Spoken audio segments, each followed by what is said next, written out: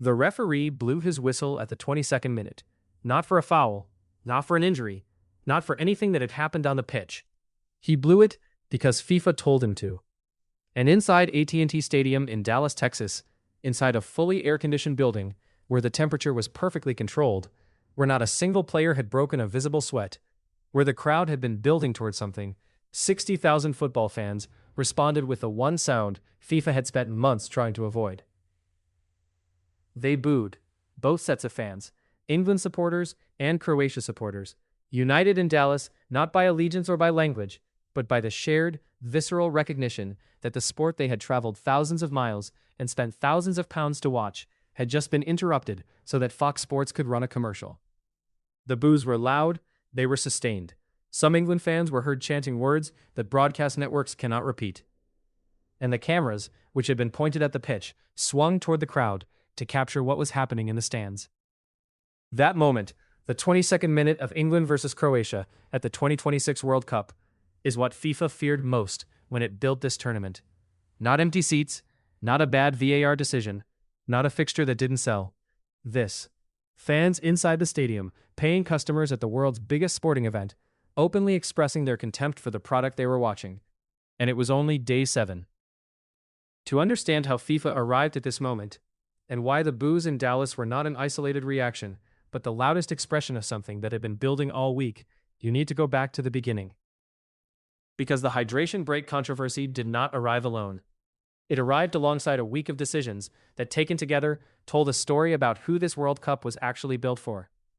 And it was not built for the fans booing in Dallas. Let's start with the break itself. Because before England and Croatia stepped onto the pitch, the hydration break had already generated significant opposition across the tournament's first 6 days. FIFA announced the policy in December 2025.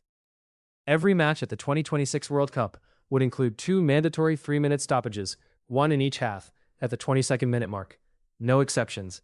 Regardless of the temperature, regardless of whether the stadium had air conditioning, regardless of whether the match was being played at midday in Miami or at 10 in the evening in Boston, when the temperature had dropped to a perfectly manageable level. The break would happen, every time, at the same minute, in every match. The stated reason was player welfare. The 2025 Club World Cup, also held in the United States, had produced genuinely alarming scenes. Temperatures in some venues exceeded 100 degrees Fahrenheit. Players reported dizziness. One Chelsea midfielder said he had to lie down on the pitch because the heat made him feel so unwell. The heat was real. The concern was legitimate. FIFA had a defensible case for introducing some form of structured hydration policy. But here is the detail FIFA announced at the same meeting where it unveiled the hydration breaks to the world. The announcement was made at the World Broadcaster meeting in Washington, not at a press conference for the general public, not in a statement to football federations. At a meeting with the people who buy the broadcast rights. And the chief tournament officer who made the announcement noted that the breaks would make the match schedule more predictable for broadcasters. More predictable for broadcasters, not safer for players, more predictable for the people selling commercial slots. FIFA announced in March 2026 that broadcasters would be permitted to cut away and air advertisements during the hydration breaks. Not as a secondary consideration, as part of the plan. Powerade, a FIFA commercial partner, was given sponsorship rights to the breaks themselves. The stoppages were branded before the tournament had even begun. The player welfare measure had a sponsor, and the sponsor sold drinks. The irony was not subtle. Fox Sports began cutting to commercials during every break across their coverage. In the very first match of the tournament, the opener between Mexico and South Africa, Fox did not return to the live action until 10 seconds after play had already resumed. FIFA's own rules required broadcasters to return 30 seconds before the restart. Fox missed it by 40 seconds in the wrong direction. In the first match, on the first day, FIFA said nothing publicly about it. The pattern was established before England and Croatia even started warming up, and then came the 22nd minute at AT&T Stadium. England versus Croatia is not a small match. Croatia eliminated England from the 2018 World Cup in the semi-final. Now they were back at a World Cup with England coming in as genuine contenders. The stadium was full, the atmosphere was building, and at the 22nd minute with the match level, the referee stopped the game. The boos were immediate. Not hesitant, not scattered, immediate and loud and sustained. Both sets of fans, who had found nothing to agree on during the previous 22 minutes, united instantly in their rejection of what was happening. because both sets of fans had traveled to Dallas from countries where football has been played for over a century without pausing for commercial breaks, where the 90 minutes, the two uninterrupted halves, is not just a format, but a founding principle, the thing that makes football football rather than something else. One England fan, interviewed outside the stadium afterwards, put it with a simplicity that said everything. It is like the Americanization of football here. That is exactly what it feels like. Another supporter went further. Yes, if you are outside, you need a hydration break. I get that. But you are in an air-conditioned stadium. You do not need one. It stops the flow. Football is about the flow, and there is no need to stop the flow in an air-conditioned stadium. That second point is the one that gave the criticism its sharpest edge. Because the air conditioning argument was not a minor detail. AT&T Stadium is a fully climate-controlled building. The temperature inside was not threatening to anyone. The players were not at risk. The welfare justification that FIFA had built its entire policy around did not apply. And yet the whistle blew at the 22nd minute anyway. Because the rules FIFA wrote were universal. Same minute, every match, everywhere. Which is how you end up with a hydration break in a fully air-conditioned building being booed by 60,000 people. The boos at AT&T Stadium were not the first. That detail matters. The day before England versus Croatia, Norway played Iraq in Boston. The temperature was 23 degrees Celsius, a perfectly manageable evening. Nobody in professional football would describe those conditions as threatening. When the 22nd minute arrived and the referee stopped play, the crowd booed, because nobody watching a match at 23 degrees in the evening believes players need a mandatory 3-minute stoppage to survive. Match by match, city by city, the boos at the hydration break were becoming the tournament's most consistent audience reaction. And the pundits were not far behind. Ian Wright was the voice that landed hardest. The former Arsenal and England striker, one of the most respected and direct voices in British football broadcasting, did not dress his criticism in diplomatic language. Speaking on ITV during England's match, Wright said exactly what he thought. "I just feel like it is another way to get adverts in. There is no way Fox haven't had a say. You know, with FIFA and Fox, they have got some hand in what they want to do." Then he said the 5 words that cut through everything. They have used the fact that it is for the hydration of the players. Not for me. Not for me.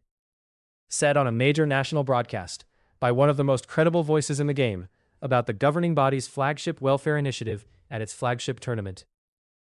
The reaction to Wright's words was immediate. Because he was not saying anything fans hadn't already concluded for themselves. He was just saying it out loud, on television, with the authority of someone who played the game at the highest level and knew what it looked and felt like when its values were being used as cover for something else. Wright was not alone. The criticism arrived from multiple directions simultaneously. Former Spain midfielder Juan Mata said from a player's perspective that the breaks damage rhythm. "When you are losing, you want to score," he said. "When you are winning, you want to keep the ball. The break takes both of those away at the exact moment they matter most." French manager Didier Deschamps made the same point from a tactical angle. It is splitting the halves in a way that could disrupt momentum. "It is almost 4 quarters, he said, and before we had 2 halves. Netherlands captain Virgil van Dijk addressed both the inconsistency and the commercial reality in the same interview. He said that if the temperature demanded it, the break made sense, but applying it universally, regardless of conditions, was wrong. And then he said what everyone was already thinking. "Every time going to a commercial," he said, "is a bit not really what I like." The U.S. women's head coach added a dimension that nobody in FIFA's communications team was prepared for. "One of the beautiful things about football," she said, "is there has only ever been one break. It is not like the NBA or the NFL. Now, that is gone." She said it to describe what makes football different from American sports. The absence of commercial pauses, the uninterrupted flow. FIFA, in the name of player welfare, had removed the one structural feature that made football distinct from the commercial sports model of the country hosting it. And there was one more tactical dimension that coaches were quietly discussing in press conferences, while the broadcast argument was consuming the public conversation. The hydration break gives managers a de facto timeout, a guaranteed 3-minute window every half, during which a coach can call players over, show them footage, adjust pressing structures, and effectively deliver a team talk in the middle of a half. Early evidence from the tournament was already pointing in one direction. Vinicius Jr. equalized for Brazil against Morocco immediately after the first hydration break. Carlo Ancelotti acknowledged openly that the stoppage had given him the opportunity to make adjustments and change the team's approach. The break had directly influenced the outcome of the match, which means the hydration break is simultaneously three things: a commercial opportunity for broadcasters, a structural interruption to football's rhythm that fans are openly booing at every venue, and a coaching advantage that changes the nature of competition by giving managers an intervention point they have never had before at a World Cup. FIFA frames it as one thing. It is demonstrably all three. But the hydration break was not the only story FIFA was managing during the tournament's first week. Because while the boos were building, stadium by stadium, two other decisions had quietly combined to produce a different kind of backlash. One that struck at something even more fundamental than commercial advertising. Egypt arrived at the 2026 World Cup with 7 stars on their jersey, 7 Africa Cup of Nations titles, the most decorated continental record in African football history. FIFA told them to remove every single one because the regulations only permit stars representing World Cup victories. That rule is technically consistent. What is not consistent is the exception FIFA maintains for Uruguay, who wear 4 stars, including 2 for Olympic titles from 1924 and 1928. An exception made for a South American nation with a specific historical relationship to the competition's founding era. No equivalent exception was offered or discussed for 7 African continental championships. The stars came off. The question of why Uruguay's Olympic history counts and Egypt's African dominance doesn't was never publicly answered. Haiti's situation cut even deeper. Making their first World Cup appearance in 52 years, their jersey featured a small image depicting the Battle of Vertières, the 1803 confrontation that secured Haiti's independence from France and made it the world's first nation founded by formerly enslaved people through a successful slave revolution. Haiti had even qualified on the 222nd anniversary of that battle. FIFA banned the image. Too political. FIFA did not elaborate on which specific elements were problematic.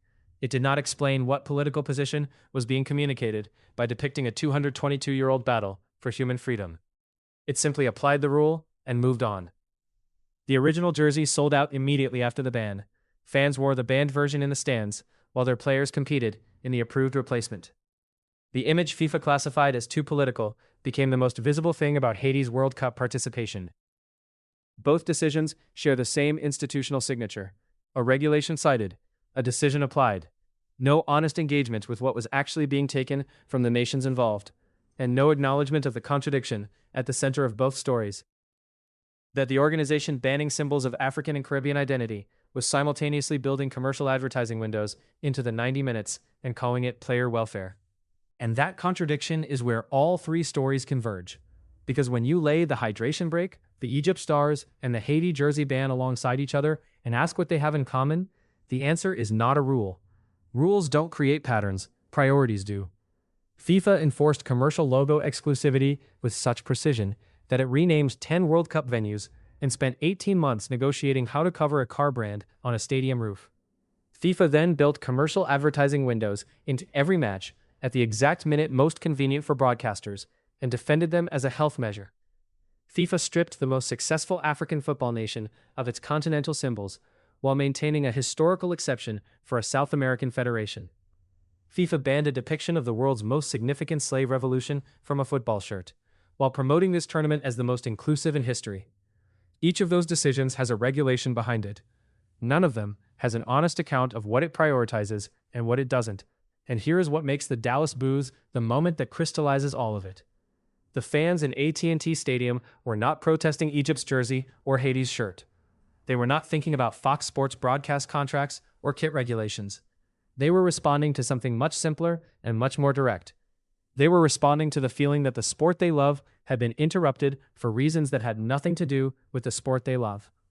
But that feeling, that specific, instinctive, crowd-wide rejection, is the same feeling that ran underneath every controversy of the tournament's first week. The feeling that the decisions being made around this World Cup are being made for audiences and interests that are not the people in the stands. That the language of inclusion and welfare and integrity is being used to describe policies that serve commercial partners. That FIFA says one thing and does something else. The fans in Dallas did not need to know about Powerade sponsoring the break or Fox missing the return cue by 40 seconds. They did not need to have studied the broadcaster meeting in Washington or analyzed the Uruguay exception in FIFA's equipment regulations. They felt it in real time. The game stopped, not for anything that had happened in the game, for something that had nothing to do with the game.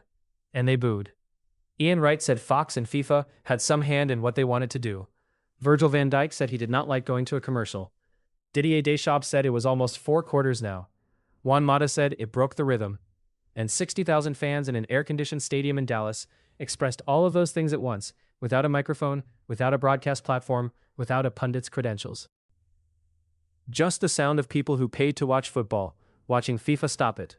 FIFA's response was what it always is, a reiteration of the player welfare argument, a restatement of the regulations, a suggestion that the conversation should return to the football. But the football fans in the stadiums had already answered that suggestion, with boos. Not at the players, not at the referee, at the system, at the decision, at the governing body that built the system and dressed it in language nobody inside those stadiums believed. This is the moment FIFA feared most going into this tournament. Not an empty stadium, not a political boycott, not a VAR controversy or a ticketing scandal. The moment they feared most was paying customers inside the World Cup deciding in real time that what FIFA had done to the sport was worth booing. That moment arrived in Dallas on June 17, 2026, and the 7 days that preceded it had made it inevitable. What do you think? Do the hydration breaks represent a permanent shift in what football is willing to become for commercial gain? And when you place the Dallas Boos, the Egypt Stars, and the Haiti jersey band side by side, do you see 3 separate controversies, or one story with 3 chapters? Leave it in the comments. These are the conversations this channel exists for.